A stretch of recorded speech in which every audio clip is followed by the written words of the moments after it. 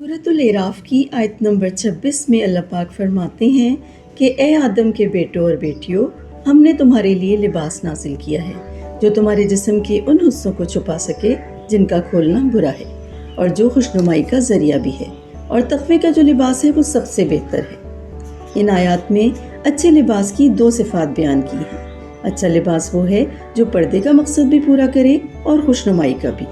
साथ ही ये वाज़ेह फरमाया कि बेशक ज़ेबो ज़ीनत और आराइश के लिए लिबास पहनना जायज़ है, ताहम ऐसा लिबास जिसे पहनकर इंसान तकब्बुर करने के बजाय अल्लाह से डरे और तक़वा इख्तियार करे वो ज़्यादा पसंदीदा है।